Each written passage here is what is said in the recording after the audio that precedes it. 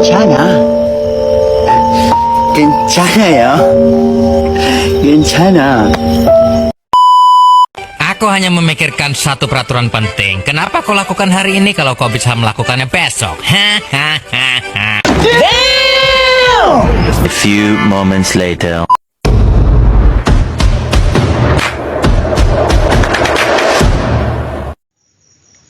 Halo guys, perkenalkan nama saya Mulyesti Umbusukar dengan NIM 23211006 dari Prodi Pendidikan Matematika Fakultas Sains Teknik dan Terapan dari Universitas Pendidikan Mandalika. Di sini saya akan melakukan presentasi video untuk memenuhi tugas dari mata kuliah analisis real. Materi yang akan saya bahas yaitu yang pertama ada sifat urutan bilangan real, dan yang kedua ada teorema bilangan real.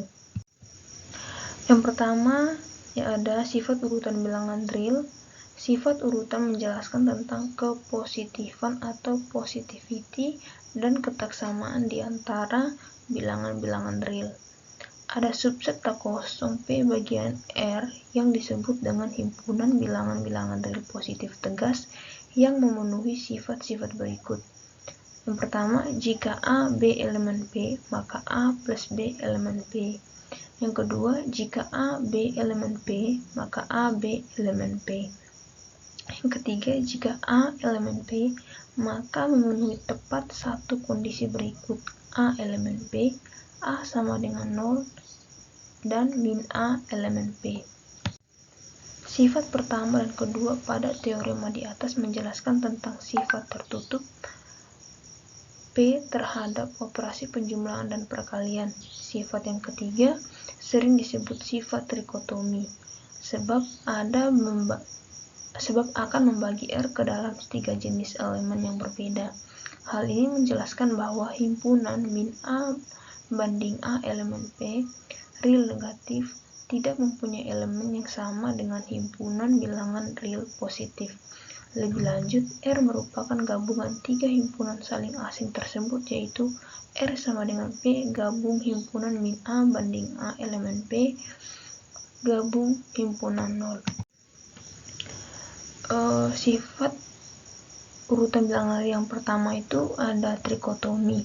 Jika X dan Y dua bilangan real, maka pasti salah satu di antara 3 hubungan berikut berlaku. X lebih kecil dari Y, atau X sama dengan Y, atau X lebih besar dari Y.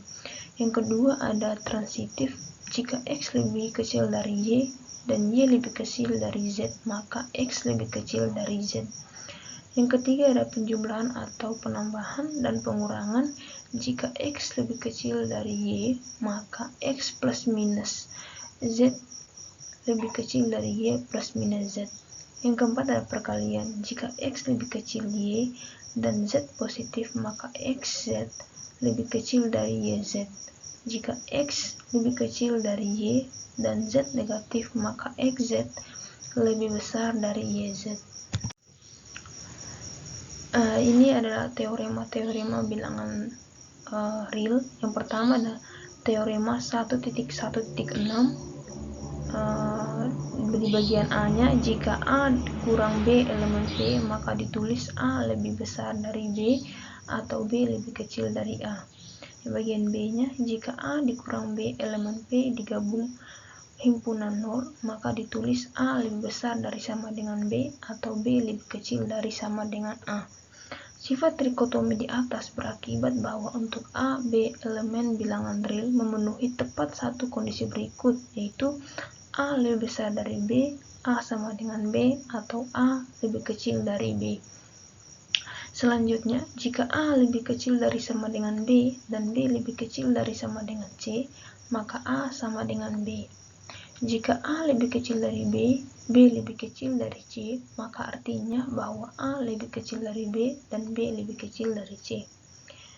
Kemudian teorema 1.1.7 diberikan sebarang A, B, C elemen bilangan real. Yang pertama, jika A lebih besar dari B dan B lebih besar dari C, maka A lebih besar dari C. Yang kedua, jika A lebih besar dari B dan A ditambah C lebih besar dari B ditambah C.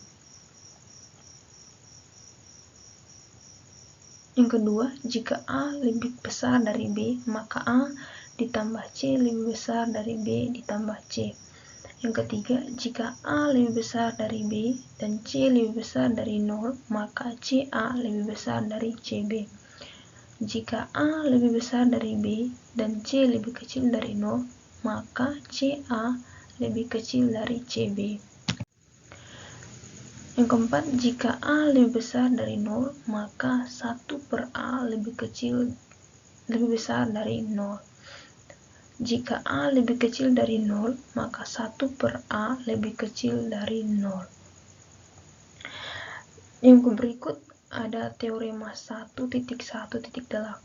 Yang pertama, jika A elemen bilangan real dan A tidak sama dengan 0, maka A kuadrat lebih besar dari 0.